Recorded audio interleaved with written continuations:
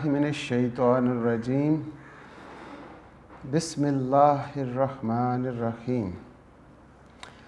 अल्लाह के बाबरकत नाम से शुरू करते हैं जो बड़ा मेहरबान और नहायत रहम करने वाला है।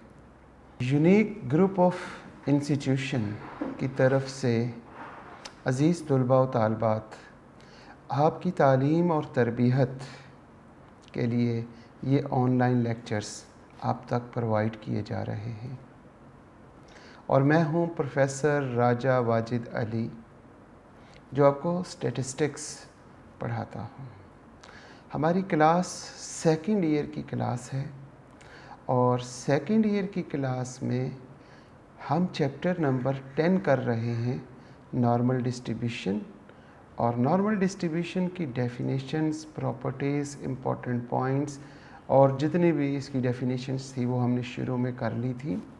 इसके साथ साथ हम इसके न्यूमेरिकल्स यानी कि एक्सरसाइज 10.2 से शुरू की हुई है। 10.1 हमने अभी नहीं की। 10.1 हम 10.2 के बाद करेंगे तो आपको बहुत इजी लगेगी और मे बी अगर आप 10.1 को आप ख़ुद कोशिश करें करने की तो आप कर भी सकते हैं। हम एक्सरसाइज 10.2 कर रहे हैं और 10.2 में भी क्वेश्चन नंबर 14 तक हम कर चुके हैं लास्ट टाइम और आज हम क्वेश्चन नंबर 15 से स्टार्ट करेंगे। इसके साथ साथ आप तमाम बच्चों को मालूम है कि हम अपने लेक्चर का आगाज़ एक अच्छी बात से या फिर हम अपनी 3 दुआएं हैं उनमें से किसी एक दुआ से शुरू करते हैं। मैं आज आपके साथ जो है एक अच्छी बात शेयर करना चाहता हूँ और वो अच्छी बात ये है कि इससे पहले मैंने जितनी भी बातें की वो कामयाबी की कि हमें कामयाबी कैसे मिल सकती है।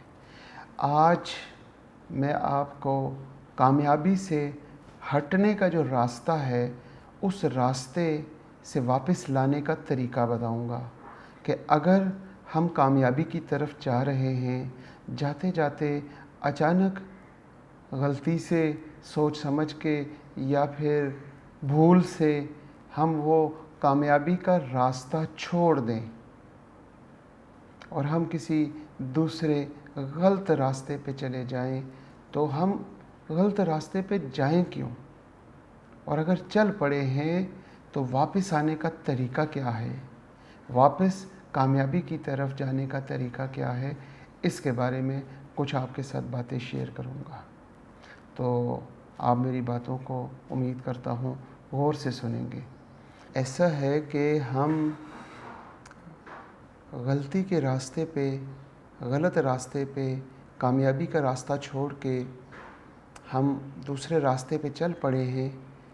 अब वापसी का रास्ता क्या है, यू टर्न कैसे लेकर हम वापस अपने सही रास्ते पर चलेंगे।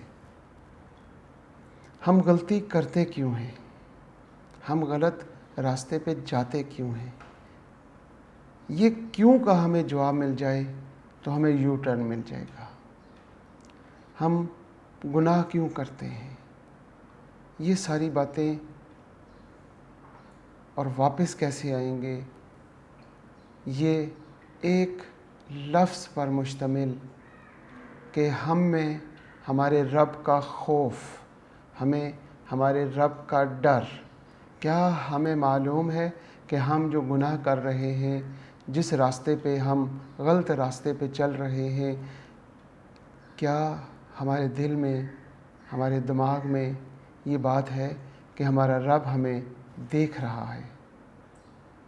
अगर हम ये सोच लें, अगर हमारे जहन में ये बात हर वक्त रहे कि हमारा रब हमें देख रहा है और हमें अपने रब से हया करनी चाहिए और हमें अपने अल्लाह की बात को मानते हुए इस रास्ते पे नहीं जाना। जैसा कि महमूद व अय्यास के बहुत से किस्से आपने सुन रखे हैं। एक वाक़या ये भी था कि महमूद जो बादशाह था उसके वज़ीर महमूद से ये गिला करते थे कि आप हम वज़ीर हैं, आप हमसे इतनी मोहब्बत नहीं करते, आप हमसे इतनी चाहत या इतना उन्स नहीं रखते जितना आप उस ग़ुलाम अय्याज़ से रखते हैं। तो ये बात समझाने के लिए महमूद ने अपने सारे वज़ीरों को इकट्ठा किया और साथ अपने ग़ुलाम अय्याज़ को भी बुला लिया और सब के हाथों में बाज़ रवायात में कबूतर है, बाज़ रवायात में मुर्गी है।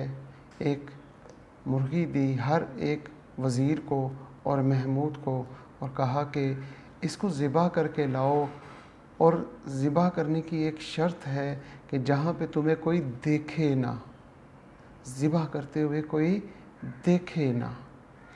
सारे वज़रा चले गए, महमूद चला गया और ज़िबा करने के लिए, और जब वापस आए तो सारे वज़रा ने ज़िबा करके मुर्गी बादशाह के सामने पेश की। उससे पूछा तुम्हें किसी ने देखा तो नहीं? हाँ, हमें किसी ने नहीं देखा, हम गार में चले गए थे, हम फ़लाँ जगह चले गए थे, किसी भी बशर ने, किसी भी चीज़ ने हमें देखा नहीं ज़िबा करते हुए।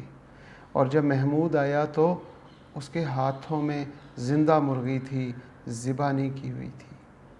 महमूद से जब पूछा गया कि तूने ज़िबा क्यों नहीं की, तो उसने कहा, बादशाह सलामत, आपने तो ये कहा था कि इसको ऐसी जगह पे ज़िबा करें जहाँ पे कोई देखे ना, और मुझे कोई ऐसी जगह मिली ही नहीं। मैं जहाँ पे जाता था मेरा रब मुझे देखता था, मेरा रब मुझे देख रहा था। ऐसी कोई जगह नहीं जहाँ पे मेरा रब मुझे ना देख रहा हो। तो आपका हुक्म ये था कि जहाँ कोई देखे ना, तो ऐसी तो कोई जगह ही नहीं है। तो ये जो हमारा रब हमें हर लम्हा देख रहा है, हमें गुनाहों से बचा देगा।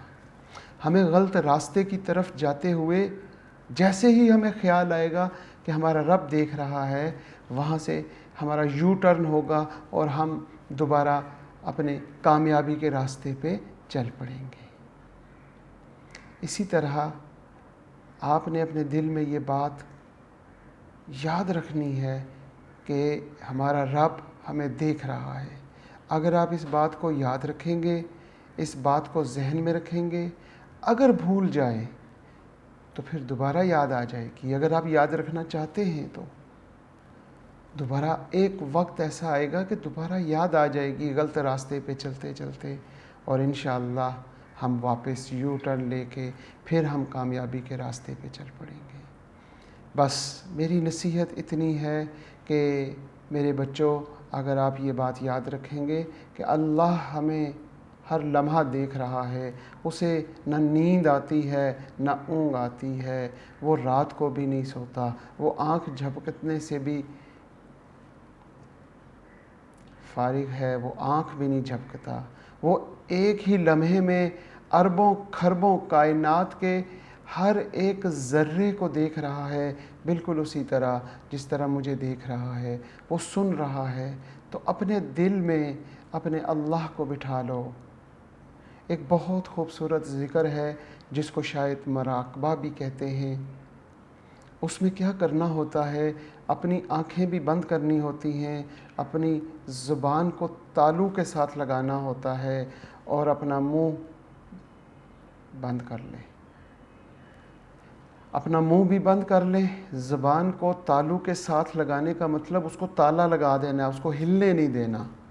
अपने तालू के साथ ज़ुबान को लगा के आँखें बंद करके अपने सर को झुकाएंगे अपने दिल की जानिब, दिल की तरफ, और फिर दिल से, मुंह बंद है, मुंह से सांस नहीं, नाक से सांस आए और अपने दिल से अल्लाह कहना है। और ये इस सिचुएशन में आप 1 मिनट, 2 मिनट, 5 मिनट रहें। आप यकीन करें कि आपको महसूस होगा कि अर्श बरी से एक नूर, एक रोशनी आपके दिल पर आके गिर रही है, और इस लम्हे में आपके दिल से वो तमाम दाग साफ़ कर दिए जाएंगे। इस मामले को करके देखें। सिर्फ लफ्ज़ अल्लाह कहना है सांसों से, दिल से, मुंह बंद, ज़बान तालू के साथ, और आंखें बंद करके महसूस करना है अल्लाह को।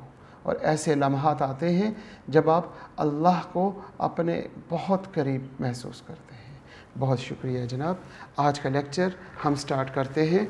हम आपको मालूम है स्टैटिस्टिक्स पढ़ते हैं। स्टैटिस्टिक्स में हमारी क्लास है second year.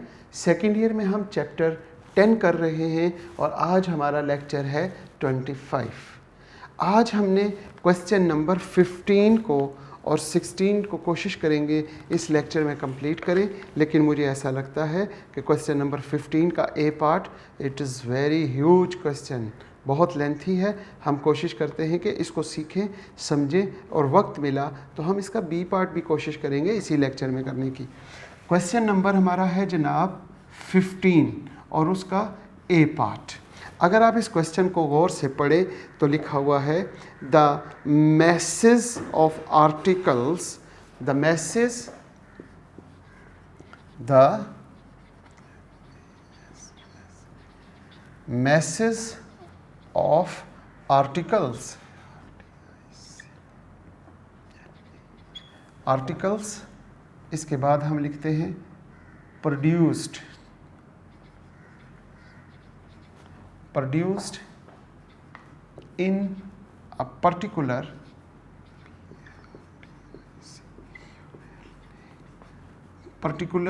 workshop,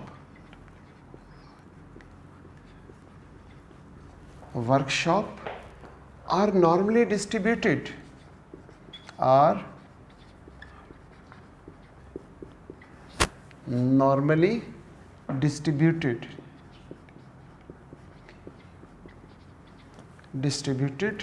with mean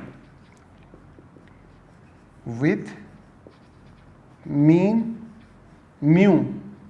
इसका मतलब है कि उसने मीन नहीं दिया, मीन की जगह पर, इसका मतलब है कि मीन की वैल्यू नहीं दी, उसने कहा कि नॉर्मली डिस्ट्रीब्यूटेड है और विद मीन, इसका मीन क्या है, म्यू है।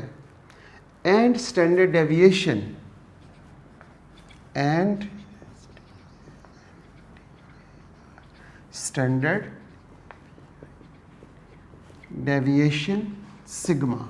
मीन की वैल्यू नहीं दी, मीन की जगह पे उसने म्यू कह दिया, और स्टैंडर्ड डेविएशन की वैल्यू भी नहीं दी और स्टैंडर्ड डेविएशन की जगह पे सिग्मा कह दिया।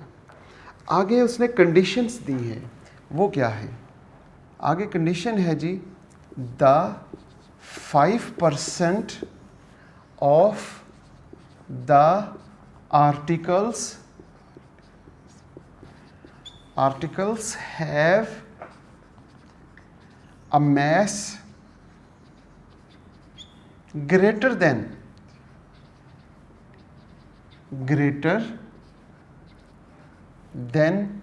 85 ग्राम्स। एक कंडीशन दी, इसके साथ दूसरी कंडीशन, एंड 10%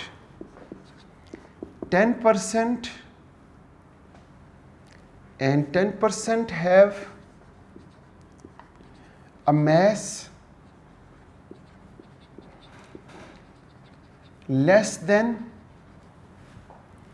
25 ग्राम्स। ये इसने दूसरी कंडीशन दी। इसने सवाल क्या पूछा? इसने सवाल आपसे पूछा फाइंड, मालूम करें किस चीज़ को। अब यहाँ से क्वेश्चन पूछा हुआ है जनाब, find the value of mu and sigma. Mu और सिग्मा की वैल्यू मालूम करें। एक क्वेश्चन ये पूछा। इसके बाद दूसरा क्वेश्चन इसने क्या पूछा? दूसरा क्वेश्चन इसने पूछ लिया एंड, और मालूम करें find the range, find the range symmetrical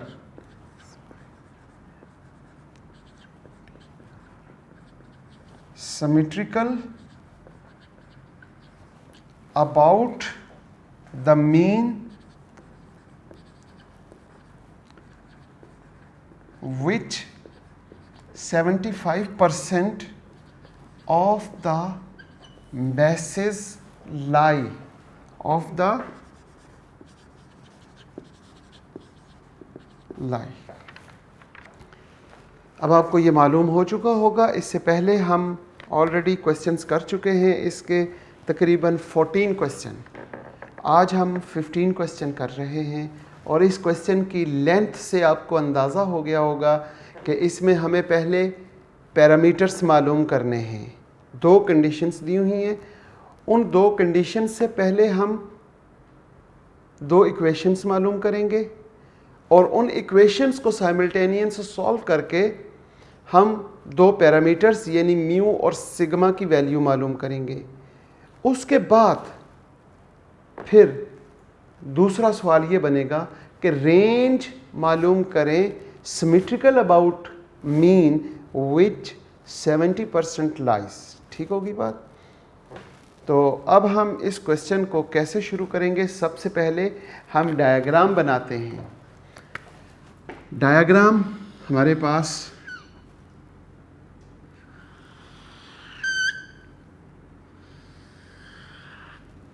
normal distribution की डायग्राम है। -∞ टू +∞ इसकी रेंज होती है। दरमियान में आपको पता है कि दरमियान में कौन होता है? Mean, mu. दरमियान में मीन होगा और ये इसके पैरेलल एक और एक्सिस होती है, इसका नाम क्या है? इसका नाम z एक्सिस, जिसका मीन हमेशा 0 होता है। हम यहाँ लिख देते हैं ये z एक्सिस है और ये ऊपर जो ये लाइन है ये x एक्सिस कहलाती है। अब हम बात करेंगे कि पहली कंडीशन क्या है। पहली कंडीशन हमारे पास यहाँ से शुरू होती है। The 5% of the article have masses greater than 85। ये पहली कंडीशन है। इस कंडीशन को हम इस डायग्राम में अप्लाई करेंगे। लफ्ज़ है ग्रेटर देन, तो जो ग्रेटर देन लफ्ज़ होता है वो लफ्ज़ हमें क्या बताता है कि हम कहाँ से शुरू करें? -∞ से या +∞ से? ग्रेटर देन अंडरस्टूड है, +∞ से शुरू करेंगे यहाँ से। और कितने %? ओनली 5%। हम बात करेंगे 5% एरिया, तो 5% एरिया जो है वो हमारे पास सपोज कर लेते हैं कि इतना है। ये हमारा 5% एरिया है, क्योंकि अगर आपको याद हो तो यहाँ से लेके यहाँ तक 50% है। अगर ये एरिया 50% है तो 5% इतना ही एरिया होगा। और इस एरिया, ये जो 5% है ये ग्रेटर देन है 85 के। इसका मतलब ये हुआ कि यहाँ पर जो पॉइंट है वो है 85, ये x की वैल्यू है, और ये एरिया 0.05, 5% मतलब 5/100। 5/100 इसका मतलब 0.05 एरिया आ गया। अब हम दूसरी कंडीशन की बात करते हैं, और दूसरी कंडीशन है एंड के बाद 10% have the message less than. अब ये लफ्ज़ है जी लेस देन। अब लेस देन कहाँ से शुरू होगा? +∞ से या -∞ से? तो ग्रेटर देन जब भी होगा वो +∞ से, और लेस देन -∞ से शुरू करेंगे। हम यहाँ से शुरू करेंगे -∞ से। और कितने %? अगर आपको याद हो आप बुक में देखें, बोर्ड पे क्वेश्चन लिखा हुआ है, और वो कितने % है जनाब? वो है 10%। यहाँ लिखा हुआ है 10% हैव द मैसेज, तो ये एरिया हमारा 10% है। और यहाँ पे ये एरिया 10% और किस से लेस है? 25 से। तो यहाँ पे पॉइंट है 25 और ये एरिया 10%। 10% का मतलब क्या होता है? 0.10। अब ये जो हमारी डायग्राम है, इस डायग्राम की मदद से हम इक्वेशन 1, इक्वेशन 2, दो कंडीशंस हैं, उन दोनों कंडीशंस को सॉल्व करेंगे। हम देखते हैं सॉल्यूशन। हम सिर्फ पहली कंडीशन को देखते हैं। पहली कंडीशन क्या है? पहली कंडीशन है कि x की वैल्यू है 85। x की क्या वैल्यू है? 85। ठीक होगी बात? 85 से ग्रेटर, तो हम यहां पे लिखेंगे ग्रेटर। एरिया का मतलब होता है probability. Probability of x is greater than 85 is equal to कितना? 0.05। ये पहली कंडीशन। और दूसरी कंडीशन हमारे पास जो है वो क्या है? दूसरी कंडीशन ये, इसके मुताबिक अगर मैं कहूं कि x की वैल्यू मेरे पास है 25 और 25 से लेस, उससे पीछे वाला एरिया, मतलब उसकी प्रोबेबिलिटी कितनी है? 0.10। फिल वक्त मैंने आपको दोनों कंडीशंस को स्टैटिस्टिकल वे में लिखने का तरीका बता दिया है। अब हम इसे सॉल्व करते हैं। पहले एक कंडीशन सॉल्व करेंगे, फिर दूसरी कंडीशन सॉल्व करेंगे। क्लियर?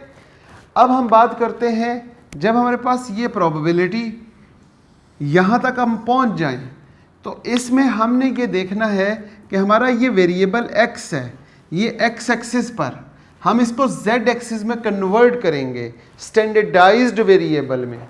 वो कैसे? प्रोबेबिलिटी जी, x में से किसको माइनस करते हैं?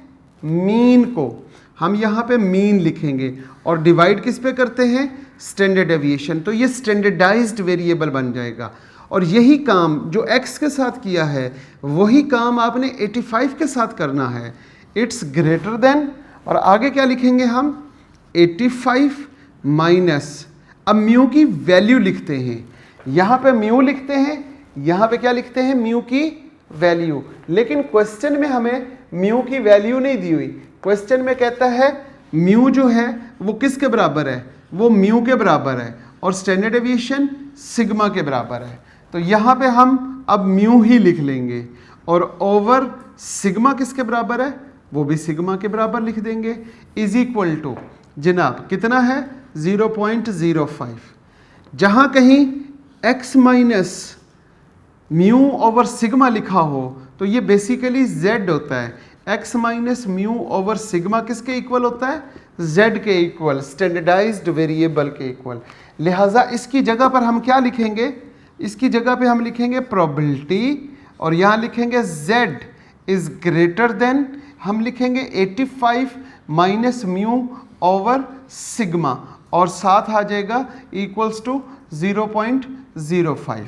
अब बच्चों को याद होगा कि जब प्रोबेबिलिटी में z आ जाता है, यानी ये स्टैंडर्डाइज्ड वेरिएबल, तो हम किस से हेल्प लेते हैं? थ्योरम से हेल्प लेते हैं। थ्योरम यहाँ पर हमें क्या कहता है? हम यहाँ थ्योरम लिखने लगे हैं। Probability z is greater then a, तो वो बराबर किसके होगा? 1 माइनस फाई ऑफ a। ये हमारा थ्योरम है। लिहाजा यहाँ पर हम क्या लिखेंगे? इस पूरी रकम को, ये जो है इस पोर्शन को हम लिखेंगे, क्योंकि प्रोबेबिलिटी दोनों तरफ नजर आ रहा है, इधर भी प्रोबेबिलिटी, इधर भी। आगे है z, यहाँ पे भी z, ग्रेटर देन, यहाँ पे भी ग्रेटर देन, यहाँ पे a है। अब ये पूरी रकम मेरे पास क्या है? ये पूरी वैल्यू a है। अब मैं इसको इस थ्योरम में अप्लाई करते हुए लिखूंगा 1 माइनस और लिखेंगे फाई ऑफ, यहाँ पे लिखेंगे 85 माइनस म्यू ओवर सिग्मा और bracket close is equal to 0.05। तकरीबन सब बच्चों को ये पॉइंट क्लियर हो चुका होगा। अब ये 0.05 इस तरफ आएगा तो माइनस हो जाएगा। हम लिखेंगे 1 माइनस 0.05 और इज इक्वल टू क्या लिखेंगे?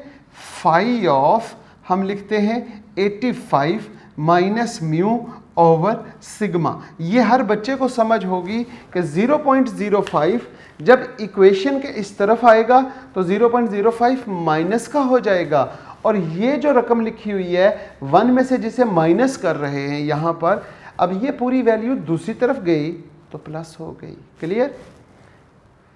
1 माइनस 0.05 कैलकुलेटर से कैलकुलेट करें, और बहुत से बच्चों को ज़बानी याद होगा कि 1 में से जब 0.05 माइनस करते हैं तो जवाब क्या आता है? 0.95। तो लिहाजा हमारे पास फाई ऑफ क्या लिखें? 85 minus mu over sigma is equal to 0.95। मैंने क्या लिखा कि ये वाला जो वैल्यू है वो इक्वल्स टू 0.95 है। इसके बाद ये फाई दूसरी तरफ जाकर इन्वर्स हो जाएगी। यहाँ पर हमारे पास 85 minus mu over sigma is equal to, यहाँ लिखेंगे फाई इनवर्स 0.95। 0.95 को कहाँ देखते हैं? टेबल नंबर 10 है। अपनी बुक के एंड पे पहुंचे जल्दी से सारे बच्चे। टेबल नंबर 10 जो पेज नंबर 295 पर मौजूद है वो ओपन करें जल्दी से। हो गया? अब वहां पे 295 पेज पे देखें कि पहले कॉलम में पी की जगह पर 0.95 मिला या नहीं मिला। पहले कॉलम में पी में जी नहीं, 295 में ये नहीं मिलेगा, 296 पे भी नहीं मिलेगा। 297 पेज पे देखें 0.95 को, 297 पेज पर 0.95, 297 पेज है, और उसके ऊपर भी लिखा हुआ है टेबल नंबर 10 ब्रैकेट में ए लिखा हुआ है।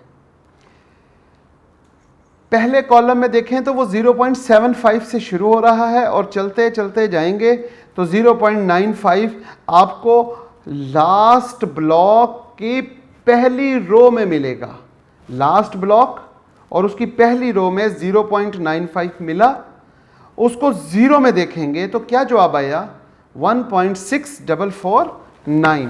लिहाजा टेबल वैल्यू जब हमने देखी तो हमारे पास इसका आंसर आ गया। हम लिखेंगे 85 minus mu over sigma is equal to, यहाँ पे क्या जवाब आया था? 1.6449।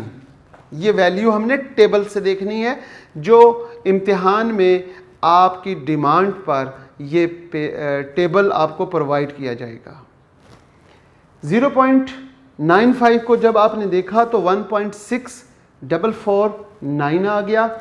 अब ये सिग्मा इधर डिवाइड हो रहा है तो इसके साथ जाके मल्टीप्लाई हो जाएगा। हम यहाँ पे लिखेंगे 85 minus mu is equal to 1.6449 और सिग्मा। अब ये म्यू इस साइड पे माइनस है तो दूसरी साइड पे जाके प्लस हो जाएगा। तो फाइनली हमारे पास क्या इक्वेशन बनेगी? 85 is equal to mu, 85 is equal to mu plus 1.6449 और साथ सिग्मा। ये आपके पास इक्वेशन 1 बन गई। ये आपके पास क्या आ गई? इक्वेशन 1 इस कंडीशन के साथ। बिल्कुल इसी तरह अब इक्वेशन 2 मालूम करेंगे, वो इसकी दूसरी कंडीशन के साथ, और फिर उन दोनों को साइमल्टेनियस सॉल्व करते हैं। इसको मैं रेज कर देता हूं। साथ साथ अगर आप बच्चे मेरे नोट करेंगे, जैसे क्लास में मैं बताया करता था कि साथ साथ नोट किया करते हैं बच्चे, तो आपको बड़ी आसानी होगी। अब हम बात करते हैं इसकी दूसरी कंडीशन। इसकी दूसरी कंडीशन क्या है? Probability x is less than 25 is equal to 0.10। अब हम बात क्या करेंगे कि इसकी कंडीशन में ये जो x वेरिएबल है इसको स्टैंडर्डाइज्ड बनाएंगे। जब इसको स्टैंडर्डाइज्ड बनाते हैं तो हम लिखेंगे probability x minus mu over sigma less than 25 minus mu over sigma, यहाँ पे इज इक्वल टू 0.10। ये हमारे पास स्टैंडर्डाइज्ड वेरिएबल बन गया। z किसके बराबर होता है? x minus mu over sigma के बराबर होता है। लिहाजा हम यहाँ पे लिखेंगे z less than 25 minus mu over sigma ये, और इज इक्वल टू 0.10। अब हम यहाँ पर क्या लिखेंगे? प्रोबेबिलिटी। यहाँ पे जब भी प्रोबेबिलिटी में z आ जाए तो हम थ्योरम से पूछते हैं हम क्या करें? Probability z। अब यहाँ पर हमारे पास क्या है? लेस देन, तो हम यहाँ पे लिखेंगे less than a is equal to phi of a। जब लेस देन होता है तो हम फाई ऑफ a लिखते हैं। लिहाजा यहाँ पर हमारे पास क्या आएगा? हम यहाँ पे लिखेंगे फाई ऑफ a, हमारे पास ये पूरी वैल्यू है 25 minus mu over sigma is equal to 0.10। ये फाई दूसरी तरफ जाके इन्वर्स हो जाएगा। यहाँ पे लिखेंगे 25 माइनस म्यू ओवर सिग्मा रह गया, और इस तरफ गए तो फाई इन्वर्स और 0.10।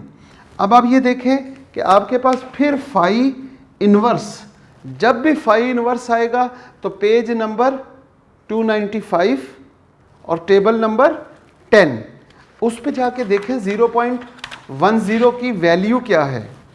0.10 की वैल्यू जल्दी से देखकर आप लिख लें जल्दी से, ताकि आप मेरे साथ टैली कर सकें कि आपने वैल्यू सही देखी या गलत।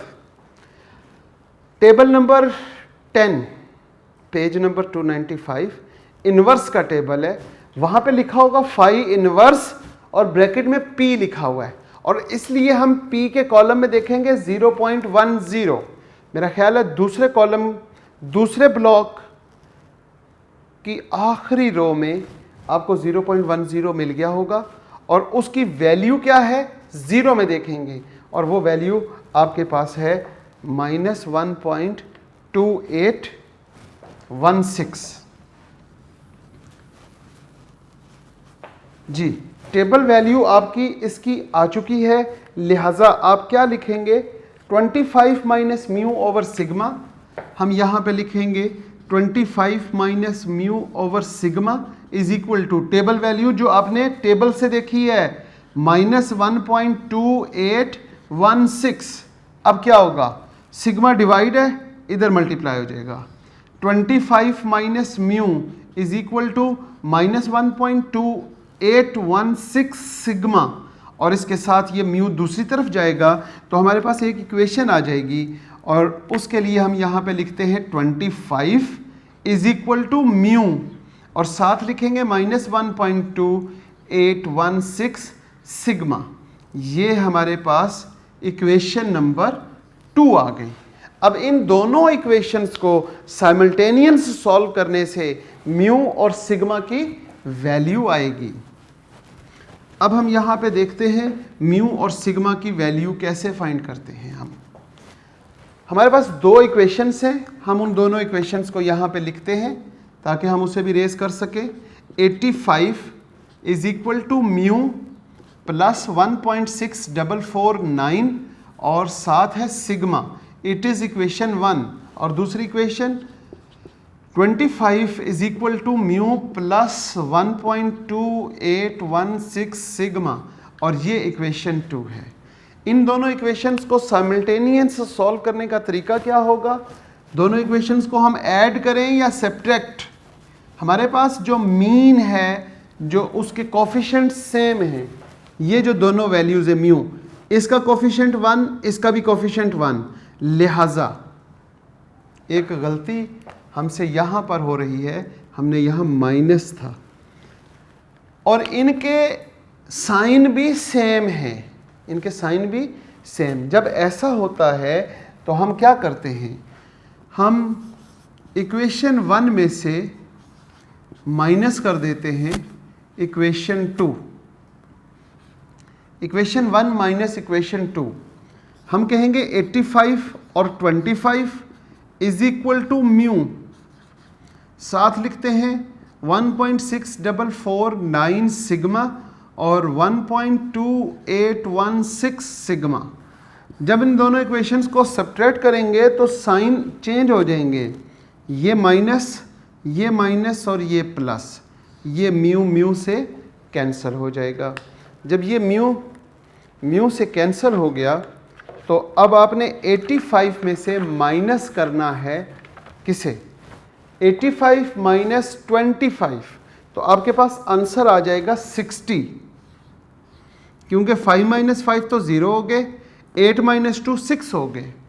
इन दोनों को आपने ऐड करना है, क्योंकि पहली रकम के साथ भी प्लस है, दूसरी रकम के साथ भी प्लस है, तो ये सिग्मा तो वैसे ही लिख देंगे। ये 9 और 1 10 और 15, यहाँ पे 5 आ गया, 1 कैरी 5 और 1 6, 8 9 10 11 12 2 1 कैरी 7 8 9, और फाइनली आपके पास आंसर आएगा 2.9265 सिग्मा। अब यहाँ से आप सिग्मा की वैल्यू मालूम करने के लिए ये जो पोर्शन है ये सिग्मा के साथ मल्टीप्लाई हो रहा है, दूसरी तरफ आके जी डिवाइड हो जाएगा। हम लिखेंगे 2.9265 इज इक्वल टू सिग्मा। अब जल्दी से कैलकुलेटर से कैलकुलेट करें और जवाब देखें कि क्या है। सिग्मा को डिवाइड करते हैं तो आंसर आ जाता है 20.5। ये सिग्मा की वैल्यू आ गई। अब इस वैल्यू को आपकी मर्जी है, आप इक्वेशन 1 या 2 दोनों में से किसी में भी पुट कर दे तो आपके पास म्यू की वैल्यू आ जाएगी। Put the value of sigma is equal to 20.5 in equation 1। Equation 1 है हमारे पास 85 इज इक्वल टू म्यू, आगे प्लस 1.6449 और सिग्मा की वैल्यू क्या है जी 20.5। अब 20.5 को मल्टीप्लाई किसके साथ करेंगे 1.6449 के साथ, तो आंसर आ गया 33.72। ये आंसर आ गया 33.72045। मल्टीप्लाई करने से ये आंसर आ जाएगा, इसके साथ प्लस म्यू और 85। अब ये वैल्यू इस तरफ प्लस हो रही है, इधर आके माइनस हो जाएगी।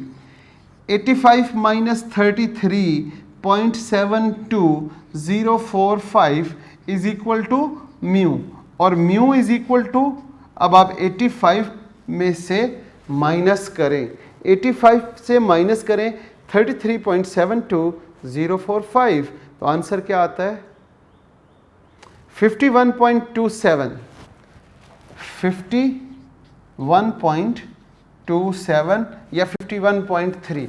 तो ये जो हमारे क्वेश्चन का पहला हिस्सा था जिसमें उसने पूछा था कि फाइंड मालूम करें द वैल्यूज मालूम करें म्यू की और सिग्मा की। म्यू की कीमत हमारे पास 51.27 और सिग्मा की वैल्यू 20.5। यहाँ तक हमारा ये क्वेश्चन कंप्लीट हो गया है और साथ ही वक्त इस लेक्चर का तकरीबन कंप्लीट होने वाला है। इसलिए इसका जो सेकंड पार्ट है ये आपको घर से करना है खुद, जिसमें लिखा हुआ फाइंड द रेंज। अब रेंज का मतलब, रेंज हमेशा दो लिमिट्स के दरमियान, दो वैल्यूज़ के दरमियान होती है, तो आपने दो वैल्यूज़ मालूम करनी है। रेंज दो वैल्यूज़ मालूम करनी है, एक मैक्सिमम एक मिनिमम। और वो वैल्यूज़ की खुसूसियत क्या होनी चाहिए, वो वैल्यूज़ सिमेट्रिकल अबाउट मीन होनी चाहिए। वो मीन के सिमेट्रिकल, यानी जितनी मीन से लेफ्ट साइड पे उतना ही मीन से राइट साइड पे हो, और उनके दरमियान का जो एरिया है वो कितना हो 75%। ये हमने टॉपिक 1 जो पहले 4 सवाल थे उनमें किया हुआ है, उनमें ये काम किया हुआ है। आपकी प्रैक्टिस होगी। इस क्वेश्चन को अब आपने खुद कंप्लीट करना है नेक्स्ट लेक्चर तक, और इंशाल्लाह हम कोशिश करेंगे कि नेक्स्ट लेक्चर में हम इसको यहीं से आगे गो थ्रू करेंगे। आप लोग कंप्लीट कर चुके होंगे। आपने प्रोसीजर को देखना है कि क्या आपका प्रोसीजर और जो मैं यहाँ पे इस क्वेश्चन को सॉल्व कर रहा हूँ, क्या वो दोनों सेम चल रहे हैं या कोई प्रॉब्लम है। बहुत शुक्रिया। इस दुआ के साथ आज के लेक्चर का इख्तिताम करते हैं। अल्लाह पाक आप सब बच्चों को सदा खुश रखे, सलामत रखे और सेहत वाली ज़िंदगी अता करे। आमीन। अल्लाह हाफ़िज़।